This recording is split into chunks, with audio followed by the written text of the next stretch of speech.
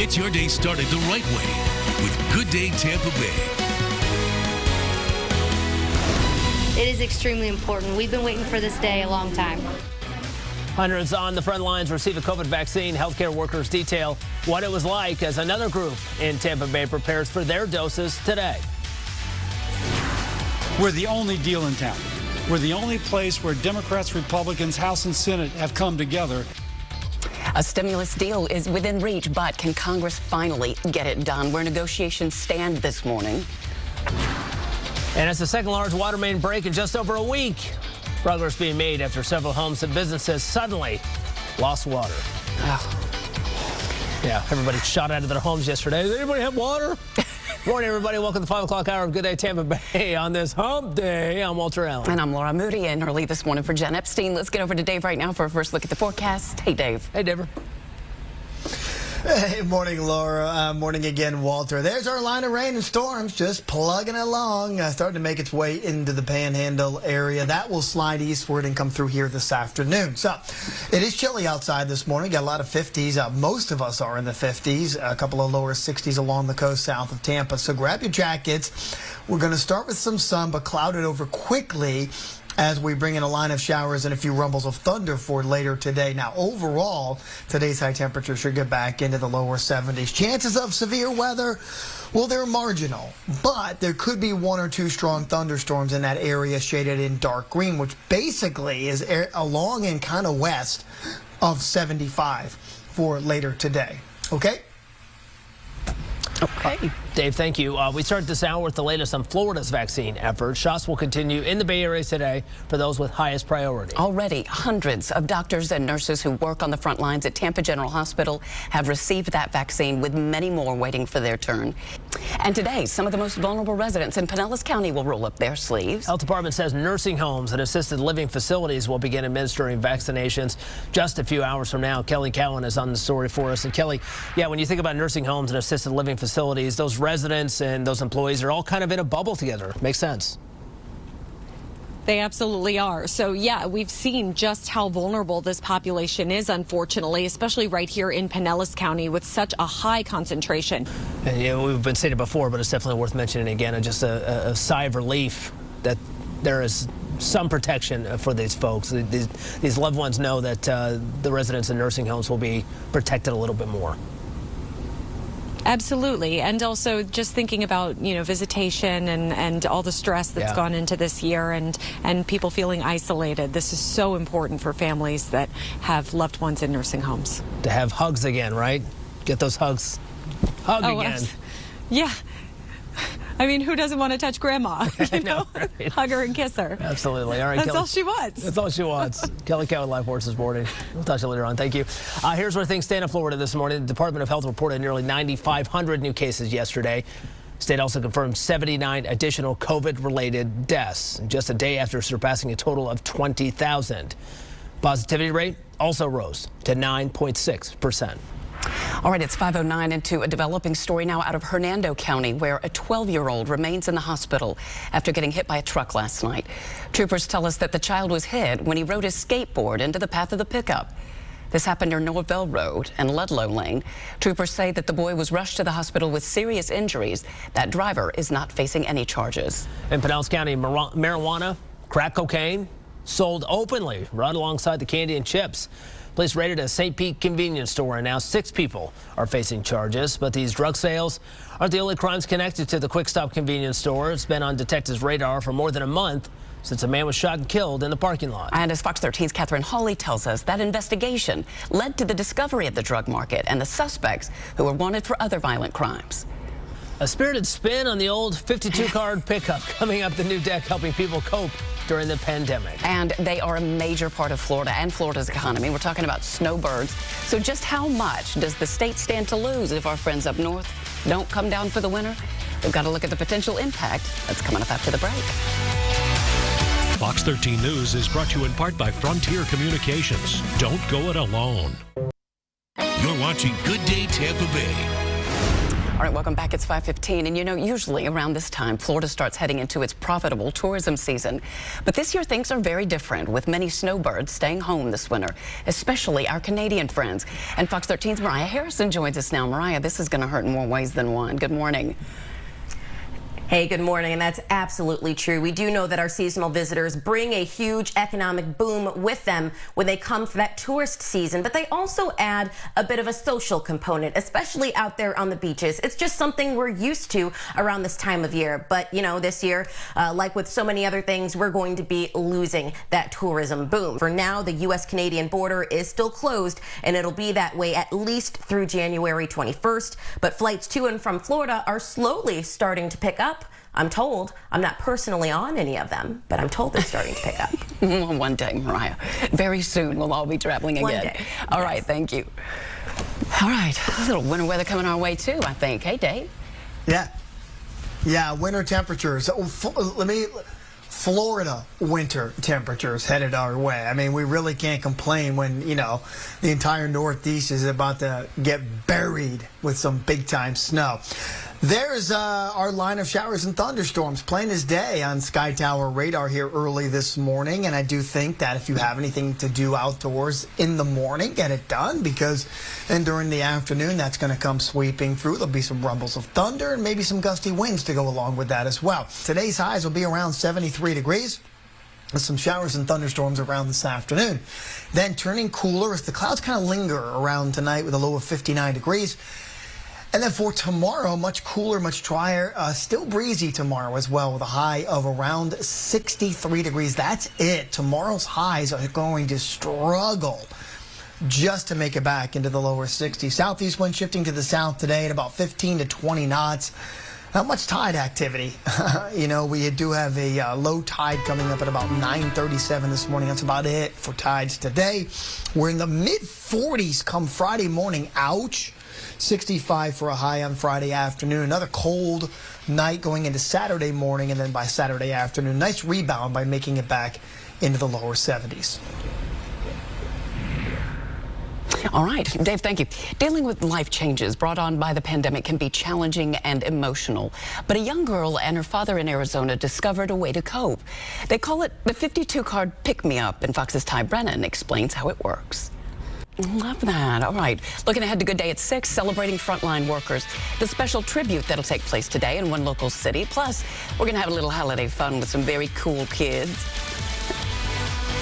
Santa's sleigh or the Polar Express? Santa's sleigh. Santa's sleigh. Santa's sleigh or the Polar Express? Polar Express.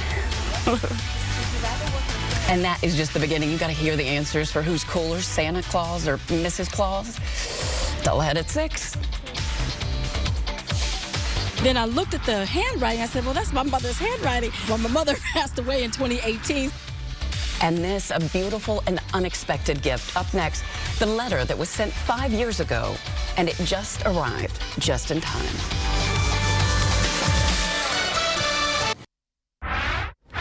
All right, welcome back. The Electoral College has spoken, and that was the affirmation that some world and political leaders finally needed to acknowledge that Joe Biden as president-elect of the United States. A woman in Ohio got a big surprise in the mail when she received a birthday card from her mother, who passed away 2 years ago. That card was actually postmarked back in 2015, and now it has finally made its way home. Katrina Jones says that it was definitely her mother's address and her handwriting, so it was genuine. She says it feels like it was a gift from God. When sharing the news, Jones said that somebody told her that she just wasn't meant to receive it back then. Oh, I know. Gives you goosebumps, doesn't it? It is. It is. All right, some major changes are coming to an annual event that draws thousands to the Bay Area. Ahead, what parishioners and the community can expect at the upcoming Epiphany. Plus, stocking up on Girl Scout sweets at your local grocery store. That may not be a reality this year. A look at another possible change due to the pandemic.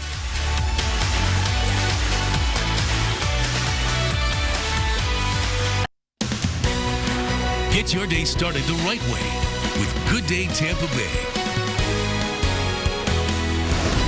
Welcome back, everybody. 5:30 on this Hump Day. December 16th. Nailed it. I'm Walter Allen. I'm Laura Moody. Good morning, everybody. Hey, Dave. I'm glad you joined us, Laura, because I failed miserably at the top of the 4 o'clock trying to do that. I thought, what happened? So appreciate that. I'm just not as cool as you. I mean, that's what it comes down to. Well, I mean, I'm okay with that. I'm okay with that. It's a high goal. We got a line of showers and thunderstorms off to the northwest.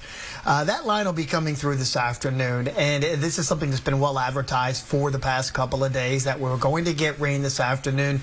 There will be some embedded thunderstorms in that line of rain, so don't be surprised, if you're like, well, is that thunder? Yeah, I mean, there could be just enough instability for that, right? We got mid to upper 50s around the area this morning, so it is a pretty chilly start. We're going to cloud it up, and then the showers and thunderstorms come through middle of the afternoon. It turns windy after that, and then the colder air really starts to settle in. For instance, today, our high of 73. Tomorrow's highs will only be in the lower 60s. More on that, and of course, a sneak peek into the weekend in a few minutes. But first, let's check the roads on this Wednesday morning. Hey, good morning, good morning. So we do have some early trouble affecting 275, both in Hillsborough and Pinellas County, but we're going to start in Hillsborough County. We've got our FDOT camera showing us the southbound I-275 entry ramp from Hillsborough Avenue, and you can tell we've got something going on here. So this is a crash affecting the entry. It's partially blocking the entry ramp. You can see vehicles still able to merge onto the interstate, but it's slow, and they are maneuvering kind of these emergency vehicles around, so they might completely shut down this ramp just to clean up this accident scene. But I'll keep you updated as things progress there. On the other end of 275 in St. Pete here, I-275 southbound, there's an accident right at Roosevelt Boulevard. Not sure yet if this one has any roadblock associated with it, but so far the delays don't look bad. Ryan, thank you. It's a joyous tradition among the faithful and a Bay Area staple celebration. Yeah, the next month, though, the Epiphany Cross Dive is going to be a lot different, just like everything else, because of the pandemic. And Fox 13's Matt McClellan joins us now with a look at what's changing. Good morning, Matt. Laura, good morning. Yes, we cover the Tarpon Springs Epiphany event every year. As you know, this is something that typically draws thousands of spectators. But when the young divers enter the water on January 6th, for the first time in its 115-year history, this event is going to be closed to the public. All right, Matt McClellan live for us this morning. Thank you, Matt. Scientists exploring South America discover more than a dozen new species, and they also found a type of frog that was thought to be extinct. Fox's Kevin Cork shows us the new creatures.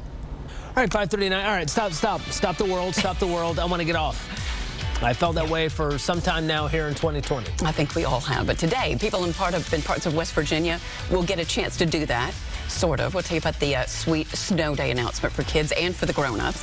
That's when we come back. Donate to Metropolitan Ministries and give hope during the holidays. TV's #1 show is all new. The Masked Singer, tonight on Fox. Okay, here it is, a letter from the school superintendent in Jefferson County, West Virginia. It's announcing a snow day today, but it's a lot more than that. The superintendent knows that this has been a hard year and wants families to enjoy this special event together, making winter memories. So schools will be completely closed today so that families can go sledding, they can sip their hot chocolate or snuggle up by the fire. Superintendent urged people to pause and enjoy the moment, to forget about the things that they've missed out on this year and to savor this. And she added, quote, "The urgent business of growing up can return tomorrow." Sweet sentiment has now gone viral, and you can see why. Is that great, Dave? Oh, I love it. I absolutely love it, too. And schools, by the way, will all the way up the northeast coast will be closed for tomorrow, too, as a result of that big winter storm, which, typically after we get through the holidays is when you start to get those big nor'easters. So this one's a bit on the early side. More on that in a sec. We got to deal with that line of rain and thunderstorms out into the Gulf. Now, not this morning, but this afternoon. So get out and about, get your stuff done this morning before that rain does move in. We are going to get some rain and some thunderstorms, and we'll follow that with colder air. So today, increasing clouds with your high temperature around 73 degrees, with the storms and rain coming through this afternoon. It all ends this evening, and then it starts to turn cooler. The clouds will linger 59 for a low. And I know what you're thinking, 59's not bad for a low. We're in the 50s right now. However, notice tomorrow's high, only 63 degrees. So there's your difference, as that cold air will just continue to filter in throughout the day on the strength of this north wind. We call it cold air advection. It's the fancy term for it's going to get cold tomorrow. And there's your 63-degree high, and that's about it. Not a great day for boating today. Seas running 2 to 3 feet with a moderate chop expected, and only one tide on the map today, and that's 9:37 low tide in St. Petersburg. The coldest morning out of this little snap will be on Friday morning with a low of 44, then your high of 65, and then we'll get back into the 70s for highs over the weekend. Mariah, good morning. Hey, good morning. Thank you, Dave. So top speed across the Skyway right now, 67 miles per hour. Not too bad. Shifting up to check on our Hillsborough and Pinellas bridges. Top speed should also be good there. I don't see any slowdowns indicated on the roads there. 68 miles per hour top speed across the Courtney Campbell, 70 across the Howard Franklin, and 66 across the Gandy Bridge this morning. And here's another update on 275 at Hillsborough Avenue. I definitely see less flashing lights, but this accident scene is still very active. Please watch out for this scene. Expect delays. Expect to take this ramp onto southbound 275 slower than you usually would until we can get this scene completely cleared out, guys. All right, thank you. In sports this morning, we've seen COVID impact a number of other NFL teams, and of course this season, unfortunately, it's the Bucs' turn. He's famous for jumping on Oprah's couch. That's right, Tom Cruise reportedly flipped out again. What caused his raging rant when we come back? And still ahead at 6. Talk about one happy hospital, a dance party more than 9 months in the making. Why it might catch on across the country. All right, let's get to some entertainment news now. Tom Cruise is very serious about COVID protocols. Those two just go hand in hand, don't they? I think so. Any type of pinball and Led Zeppelin. I actually think somebody out there is going, that's my thing. That's my thing. All right, usually, you know, he hangs out at the North Pole, right, with Mrs. Claus and reindeer. But Santa's found some new digs. What it lacks in privacy, it makes up for in warmth. We'll show it to you coming up next.